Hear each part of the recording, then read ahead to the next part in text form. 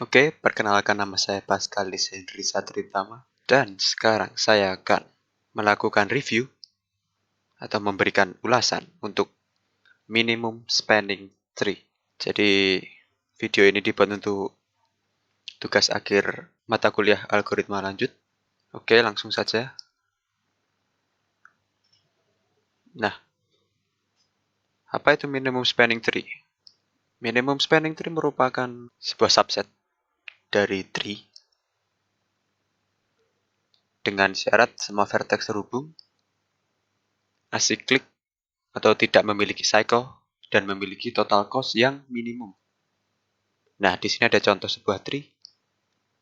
Bisa dilihat, banyak memiliki cycle. Lalu di sini adalah minimum spanning tree-nya. Jadi total cost-nya minimum, semua vertex terhubung, dan merupakan subset dari tree ini. Nah, kegunaan minimum spanning tree salah duanya adalah untuk perusahaan telekomunikasi, di mana untuk mengatur kabel supaya efisien penggunaan kabelnya, tidak terlalu banyak. Jadi mengurangi cost dan transportasi juga bisa digunakan untuk jarak terpendek biasanya. Oke. Nah, di minimum spanning tree ada 3 algoritma yang akan saya bahas di sini. Sebenarnya masih ada banyak sepertinya, tapi yang kita bahas 3 saja. Yang pertama adalah Kruskal algorithm yang dipublish oleh Joseph Kruskal pada 1956. Nah, cara kerja algoritma Kruskal ini atau Kruskal algorithm yang pertama adalah memisahkan setiap vertex. Nah, jadi setiap vertex itu dipisah atau dihilangkan edge-nya. Kemudian edge-edge tersebut akan diurutkan mulai dari yang terkecil. Yang kemudian satu persatu akan dimasukkan kembali ke tree tersebut. Terus hingga menjadi satu tree. Jika membentuk cycle, edge itu tidak akan diterima.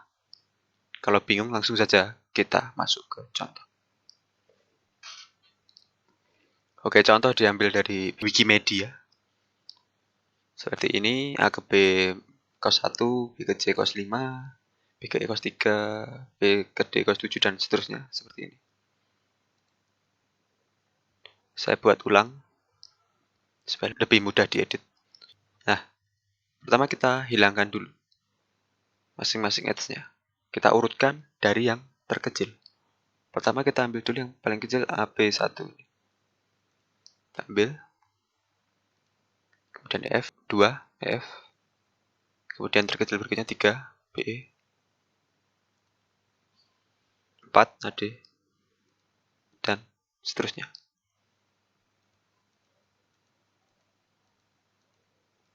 Hingga semuanya sudah terpisah. Dan ini menjadi tree yang kosong atau memiliki subset yaitu vertex itu masing-masing. Nah, kemudian kita masukkan mulai dari yang terkecil. Mulai dari yang paling atas yaitu AB. Kita masukkan. Bisa masuk karena yang pertama pasti masuk. Kemudian 2, tidak membentuk cycle. Bisa. 3 di BE, tidak membentuk cycle. Bisa kita masukkan. 4 AD, tidak membentuk cycle. Bisa dimasukkan. 5, tidak membentuk cycle juga. Bisa dimasukkan. Nah, kebetulan contoh ini merupakan best case. Jadi baru memasukkan 5, sudah bisa. Sudah bisa disebut minimum spanning tree. Jadi tidak ada edge yang dibuang. Lalu bagaimana syarat sebuah edge itu terbuang? Supaya dapat dipahami, kita hilangkan edge 5 atau BC ini. Nah, kita anggap edge 5 ini tidak ada. Kita lanjut dari 4 ini, langsung menuju 6, BF. Nah, ini yang saya maksud tadi, membentuk cycle. Bisa kembali. Maka ini, 6BF ini tidak dapat dimasukkan. Kita hapus kembali. 7, membentuk cycle juga. Tidak dapat dimasukkan. Dihapus. 8. Tidak dapat dimasukkan karena membentuk cycle. Ini ya. Kemudian 9 baru bisa. Karena tidak membentuk cycle. Jadi contoh ini memiliki hasil seperti ini jika 5-nya kita abaikan. Jika tidak diabaikan hasilnya seperti tadi. Oke, kemudian kompleksitas waktu algoritma ini. Oke, karena algoritma ini diawali dengan sorting. Dan sorting tercepat itu adalah n log n. Atau sorting yang kita gunakan itu n log n. Maka kompleksitas waktunya menjadi big O E log E. Karena yang kita sort adalah edge-nya. Atau di sini kita anggap sebagai E. Setelah melakukan sorting, kita akan memasukkan edge tersebut ke tiap vertex-nya. Oleh karena itu memiliki kompleksitas waktu big O V. Atau untuk V untuk vertex. Sehingga kompleksitas waktunya adalah big O E log E. Nah, tapi E itu lebih kecil atau sama dengan V kuadrat. Berdasarkan sifat dari sebuah tree. Nah, oleh karena itu bisa kita sebut log E lebih kecil sama dengan log V. Nah, sehingga kompleksitas waktunya adalah big O H logaritma V atau vertex. Nah, algoritma yang kedua yang akan saya bahas adalah prime algorithm.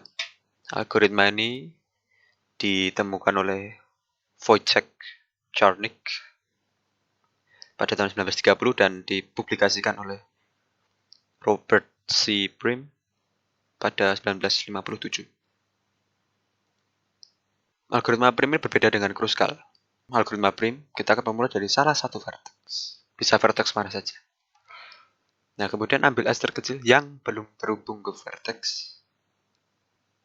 Lalu kita ulang hingga semua vertex terhubung. Langsung saja ke contoh. Pertama kita mulai dari A. Nah, sehingga kita hanya mengetahui 2 edge saja. 1 dan 4. Kita mulai dari A. Yang terkecil dari 2 ini adalah edge A ke B dengan cos 1. Nah, ketika mencapai B, kita akan mengetahui edge yang berasal dari B. Nah, sehingga kita dapat mengetahui edge sebanyak ini. Kemudian kita ambil yang terkecil yang belum kita ambil. Atau yang belum terhubung ke mana-mana. Karena satu sudah terhubung ke A, sehingga kita ambil nomor 3. Kita ambil yang memiliki cos 3, yaitu dari B ke E. Kemudian kita mengetahui edge yang berasal dari E, yaitu 2 dan 8 EF atau ED. Kemudian kita ambil yang terkecil dari semua ini, kecuali 1 dan 3, yaitu 2. Kita bisa ambil dari F, yang 9, yaitu FC. Kemudian kita ambil yang terkecil lagi, yaitu 4, berada di sini.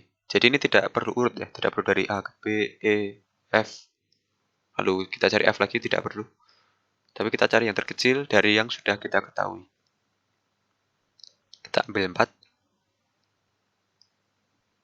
Karena kita sudah mengetahui semua, tidak ada tambahan. Kemudian paling kecil berikutnya yaitu 5. Nah, karena semua vertex sudah terhubung, sehingga sudah menjadi minimum spanning tree. Kompleksitas waktu untuk prime algorithm jika menggunakan adjacency matrix memiliki kompleksitas waktu big O V kuadrat V untuk vertex. Karena adjacency matrix ya V kali V kuadrat. Kita cek satu persatu. Jika kita menggunakan binary heap, kita akan mendapatkan E log V untuk insertion dan deletion-nya. Kemudian Fibonacci heap memiliki kompleksitas waktu big O E ditambah V log V. Yang paling kecil. Karena Fibonacci heap tidak melakukan perubahan ketika melakukan insert, hanya ketika delete saja. Sehingga kurang kompleks daripada binary. Berikutnya kita masuk ke algoritma yang terakhir, yaitu Borovka's algorithm atau algoritma Borovka. Ini ditemukan oleh Otakar Borovka pada tahun 1926. Ini malah yang paling tua. Nah, cara kerjanya, Borovka algorithm akan memilih edge yang paling kecil untuk setiap vertex. Berbeda dengan prim yang akan memilih yang belum dipilih tapi ini semua. Jadi sudah dipilih tetap akan memilih. Dan juga semua vertex. Itu adalah ronde pertama. Ronde kedua, jika yang pertama ini sudah selesai, setiap vertex sudah memilih edge terkecil masing-masing, maka akan terbentuk subset-subset kecil. Nah, kemudian subset-subset kecil itu kita hubungkan dengan memilih edge terkecil yang menghubungkan subset tersebut. Lalu kita ulang kembali hingga menjadi satu tree. Langsung saja ke contoh. Nah, kita mulai dari vertex yang tidak memiliki edge. Nah, kita pilih dari yang sini. Oke, pertama dari A. Antara dua ini yang paling kecil adalah yang satu, yang ke B. Kita ambil. Kemudian untuk yang B, yang paling kecil di antara semua ini adalah yang ke A, yaitu 1. Jadi kita ambil juga. Jadi walaupun sudah berhubungan seperti ini, tidak apa-apa, tetap diambil saja, yang paling kecil. Kemudian yang C, yang paling kecil adalah yang ke B, 5, kita ambil. Kemudian untuk yang D, nah urutannya ini bebas ya. Saya ambil urutan dari yang ke A, dari A, B, C, D, E, F. Kalau mau dari F ke A boleh, atau memutar A, B, C, F, E, D juga boleh. Kemudian dari D, kita ambil yang terkecil, yaitu 4, ke A. Kemudian yang E, kita ambil yang terkecil, yaitu ke F, nilainya 2. Kemudian F terakhir, terkecil, dari antara 2, 6, dan 9 ini, yang ke E, 2. Jadi ini yang saya maksud tadi, ronde pertama selesai, jadi terdapat 2 subset. Subset A, B, C, D, dan subset E, F. Berikutnya di ronde kedua kita akan menghubungkan kedua subset ini menggunakan edge yang menghubungkan kedua subset. Nah, ini adalah edge yang menghubungkan kedua subset ini. D ke E, B ke E, B ke F, dan C ke F. Jadi E ke F tidak kita cari lagi, B ke D tidak kita cari. Kita hanya mencari yang menghubungkan kedua subset yang terkecil, yaitu BE dengan cos 3. Nah, karena ini sudah menjadi satu tree, maka minimum spanning tree-nya sudah terbentuk. Nah, berikutnya kompleksitas waktu, sama seperti kedua algoritma sebelumnya, memiliki kompleksitas waktu big O, E, log V. E log V ini kita dapat dari E-nya itu dari worst case, kita akan mengecek semua edge pada vertex itu, pada tree itu. Lalu kita ulang sebanyak log V, yaitu jumlah-jumlah vertexnya kita hitung, dan kemudian akan menghitung subtree-nya, dan lagi, dan lagi, dan lagi, kan jadi log V, jadi E log V. Nah, berikutnya langsung masuk ke contoh pengaplikasian minimum spanning tree. Nah, di sini ada peta Venetia. Nah, kalau begini susah ya kalau mau dijadikan minimum spanning tree. Mending kita tampilkan ke bentuk yang lebih sederhana. Nah, kita buat tabel terlebih dahulu. Jadi kita simbolkan Canaregio sebagai A, Pontesazzi B, Santa Sorse C, dan seterusnya. Lalu kita buat tree-nya. Ini saya dapat dari HackerArt gambarnya. Dengan bobot atau cos itu dalam meter dikali 100. Jadi 600 meter, 600 meter, 100 meter. Ini cuman kurang lebih. Supaya lebih mudah kita hitung, kita cari. Nah, permasalahan ini akan kita coba selesaikan menggunakan program.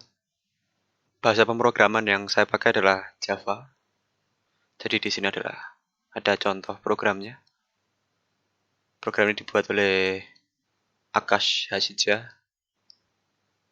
Dengan saya lakukan sedikit beberapa perubahan. Oke. Nah, di sini algoritmanya akan kita aplikasikan menggunakan adjacency matrix. Jadi akan memiliki kompleksitas waktu V kuadrat. Kita masukkan dulu angka-angkanya ke dalam adjacency matrix. Kemudian program akan dimulai dari sini. Kita tentukan parent. Parent ini adalah seperti asal. Jadi vertex asal. Kini vertex yang dituju. Kemudian ini hanya untuk penanda kalau vertex tersebut pernah dikunjungi. Kemudian ini akan mengeset semua key itu menjadi max value terlebih dahulu supaya lebih mudah dalam hal perbandingan nanti. Dan mengeset semua sebagai false karena belum pernah dikunjungi. Kita set key 00, parent 0-1 karena merupakan root. Oke. Dari 0 sampai v-1 untuk semua vertex kita cari yang terkecil key-nya. Kita set dari key yang terkecil yang kita cari di atas, yaitu min key yang false, yang belum pernah dikunjungi dan yang terkecil. Setelah itu kita set sebagai true. Kemudian untuk setiap vertex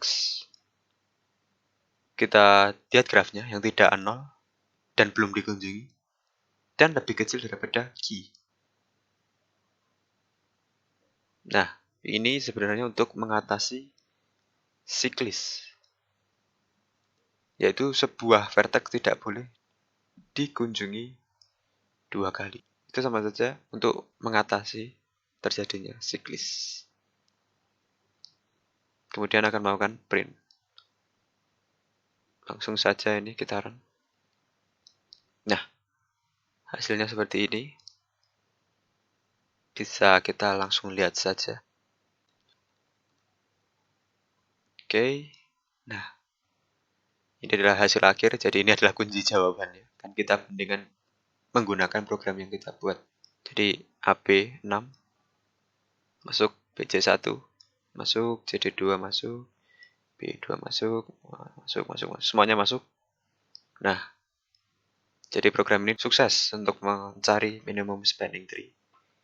Dan ini merupakan salah satu contoh pengaplikasiannya dalam kehidupan sehari-hari. Selain untuk mencari jarak terpendek dari tempat-tempat bersejarah seperti Venice tadi, bisa juga untuk kos kabel terpendek yang bisa kita hubung-hubungkan ke kota-kota atau ke desa-desa atau kecamatan atau hanya sekedar rumah ke rumah. Nah, jadi sekian review minimum spanning tree saya. Sekurangnya mohon maaf, atas perhatiannya diucapkan terima kasih.